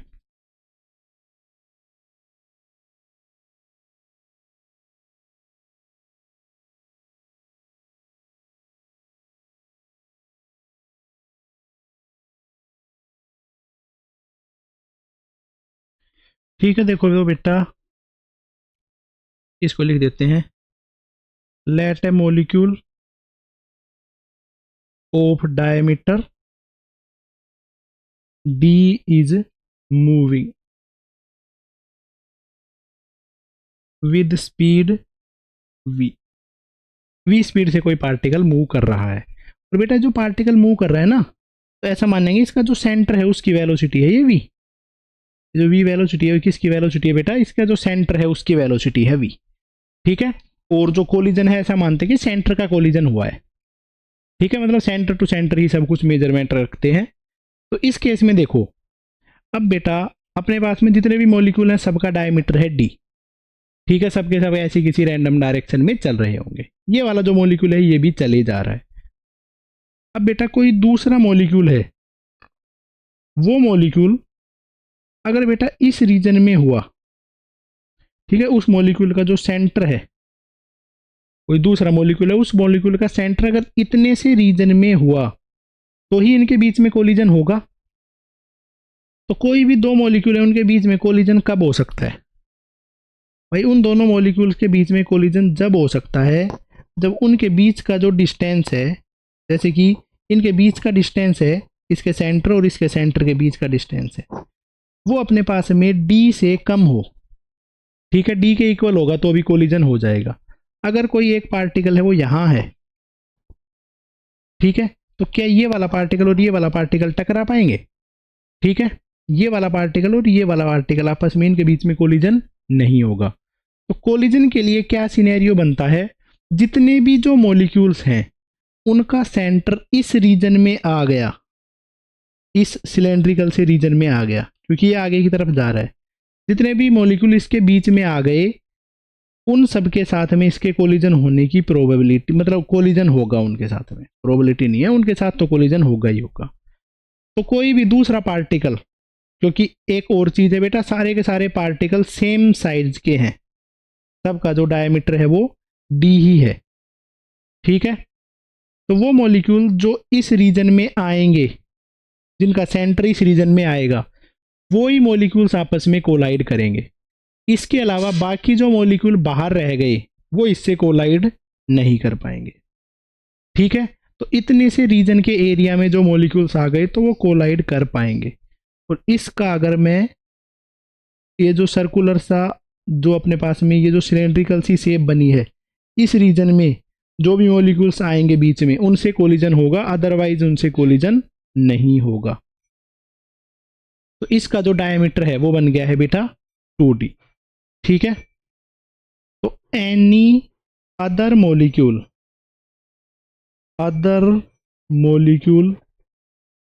will be in the shaded region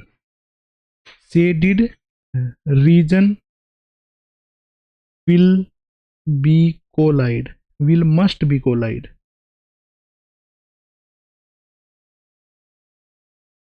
ठीक है, जो भी इस रीजन के अंदर में आएगा वो ही कोलाइड कर पाएगा, अदरवाइज कोलिजन नहीं हो पाएगा।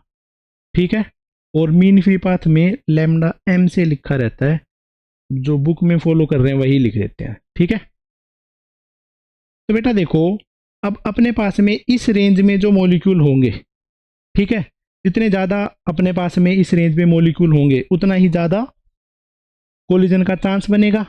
ठीक है, और इसके अंदर में अगर ये वाला डिस्टेंस है, ये वाला जो रीजन है, वो जितना ज़्यादा हुआ उतना ही ज़्यादा कोलिजन होंगे और उतना ही कम पार्टिकल फ्री रह पाएगा। सही बात है।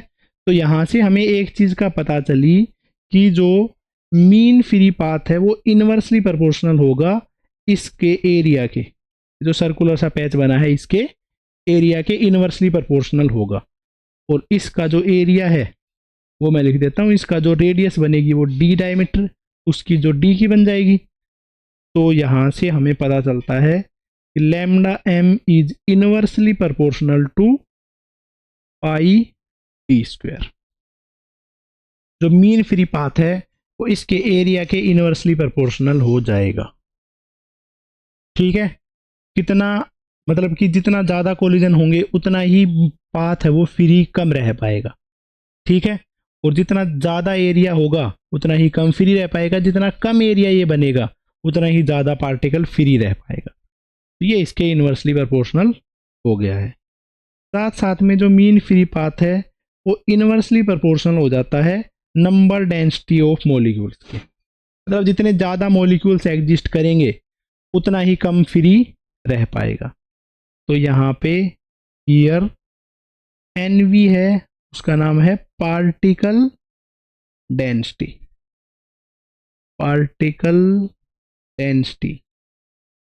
ओके, पार्टिकल डेंसिटी उसको डिफाइन किया जाएगा number of gas molecule per unit volume. Number of gas molecule per unit volume, उसको डिफाइन किया जाएगा पार्टिकल डेंसिटी। तो जो मीन फ्री पाथ है एरिया पे ऐसे डिपेंड करता है, इस पे इस तरीके से डिपेंड करता है। ठीक है, इसको बोलेंगे इक्वेशन नंबर 1, इसको बोलते हैं equation number 2। From equation number 1 and 2 जब हम इक्वेशन नंबर 1 और 2 को सोल्व करते हैं तो जो बेटा मीन फ्री पाथ है उसका फॉर्मूला निकल के आ जाता है 1/πd² इंटू NV। ठीक है, अब बेटा क्योंकि ये वाले पार्टिकल भी मूव कर रहे हैं, ठीक है, इन पार्टिकल्स की भी कुछ वेलोसिटी होगी, इस पार्टिकल की भी कुछ वेलोसिटी है। ठीक है, तो उस वजह से एक अपने पास में एक्स्ट्रा टर्म भी आ जाती है जो कि रहती है रिलेटिविस्टिक टर्म, रिलेटिविटी की वजह से, मतलब कि इनकी वजह से रिलेटिवली जो मूव कर रहे हैं उसकी वजह से, और उस टर्म की वैल्यू हो जाती है √2। तो जो मीन फ्री पाथ है उसका फॉर्मूला ये निकल के आ जाता है, एक बार n। ठीक है, मीन फ्री पाथ का जो दूसरा फॉर्मूला है वो ये हो जाता है 1/√2 पाई d² number of molecules per unit volume. दूसरा जो फॉर्मूला है मीन फ्री पाथ का वो होता है ये। नेक्स्ट है, इसको और हम रीअरेंज कर सकते हैं भाई। ठीक है, नंबर ऑफ मॉलिक्यूल्स कितने हैं इसमें, उसको लिख सकते हैं number of moles into Avogadro number. तो volume upon under root 2πd², number of moles into Avogadro number. Capital N है वो है नंबर ऑफ गैस स्फीयर, कितने गैस के पार्टिकल थे वो। स्मॉल एन है वो है नंबर ऑफ मोल्स। एन ने से जो लिखा है वो है अवोगैड्रो नंबर, अवोगैड्रोज नंबर। लो तो भाई इस तरीके से लिख दिया, कोई दिक्कत वाली बात है ही ना। ठीक है, नंबर ऑफ मोल्स है बेटा, ठीक है, उसको भी रीअरेंज कर सकते हैं। वॉल्यूम है उसको भी रीअरेंज करके लिख सकते हैं। वॉल्यूम को मैं रीअरेंज करके लिख लेता हूँ एन आर टी अपॉन, जो अपने पास में P V equal to N R T है, तो वॉल्यूम हो जाएगी N R T upon P. तो यहाँ से मीन फ्री पाथ का जो दूसरा फॉर्मूला आ जाता है वो आ जाता है, स्मॉल एन से स्मॉल एन कैंसिल हो ही जाएगा, तो बचेगा R T upon under root 2πd², Avogadro number into P. Universal gas constant upon Avogadro number, Boltzmann constant होता है। लैम्डा एम का फॉर्मूला हो जाता है K T upon under root 2πd² into P. Okay, अब ये चीज हमने लिख दी है। इसके अलावा हम डेंसिटी के टर्म्स में लिख सकते हैं। ठीक है, पी अपॉन रो, वहां से जो फॉर्मूला बनता था, या P M is equal to rho R T, उस फॉर्मूले के अकॉर्डिंगली भी रीअरेंज करी जा सकती है। तो उससे भी एक फॉर्मूला बनता है, वो वाला जो फॉर्मूला है वो है कि एक पार्टिकल का mass upon under root 2πd² into density. ठीक है, यहाँ पे जो m लिखा हुआ है वो है मास ऑफ वन मॉलिक्यूल। चलो भाई, ऐसे करके ये सारे के सारे फॉर्मूले जो है ना बेटा, ये लिखे जा सकते हैं। ठीक है, ये है मीन फ्री पाथ के फॉर्मूले और डेरिवेशन। ठीक है, फॉर्मूले ज़्यादा कुछ मुश्किल नहीं है, आइडियल गैस इक्वेशन से ही रीअरेंज कर करके बार बार लिखे गए हैं बस। इसके अंदर में नेक्स्ट जो टॉपिक है वो है रिलैक्सेशन टाइम। रिलैक्सेशन टाइम जो है उसको टाउ से लिखा जाता है। ठीक है, अब जैसे बेटा स्टार्टिंग में जब मॉलिक्यूल कोलाइड कर रहे थे, एक ये मॉलिक्यूल था, एक ये मॉलिक्यूल से टकराया, फिर यहाँ पे टकराया, फिर इधर गया, फिर इधर गया, फिर इधर गया। तो बेटा दो मॉलिक्यूल्स हैं, उनके बीच में टकराने के बीच में कुछ टाइम भी लगा होगा, उस टाइम को बोला जाता है रिलैक्सेशन टाइम। इतनी सी देर तक पार्टिकल रिलैक्स रहा, किसी से टकराया नहीं। ये रहा दूसरे कोलिजन के बीच में, तीसरा रिलैक्सेशन टाइम, चौथा रिलैक्सेशन टाइम, पांचवा रिलैक्सेशन टाइम। तो ये चीज होती है बेटा अपने पास में रिलैक्सेशन टाइम। इसका मतलब है time interval, time interval between two consecutive collision by gaseous molecule is called relaxation time। उस टाइम को बोला जाता है relaxation time. T1 tau 1 tau 2 tau 3 ये सब करके आते हैं रिलैक्सेशन टाइम। ठीक है, अगर हमसे ये पूछ ले मीन रिलैक्सेशन टाइम, तो उसको डिफाइन किया जाएगा मीन रिलैक्सेशन टाइम। उस केस में बस इसका मीन निकाल देंगे, तो जितने भी टाइम आ रहे हैं tau 1 tau 2 tau 3 tau n तक में, और उसको n से डिवाइड कर देंगे, तो ये निकल के आ जाएगा अपने पास में मीन रिलैक्सेशन टाइम। तो ऐसे होता है बेटा अपने पास में मीन रिलैक्सेशन टाइम। ठीक है, इसके अंदर में जो अपना नेक्स्ट जो है वो है एक क्वेश्चन। ठीक है, the mean free path of benzene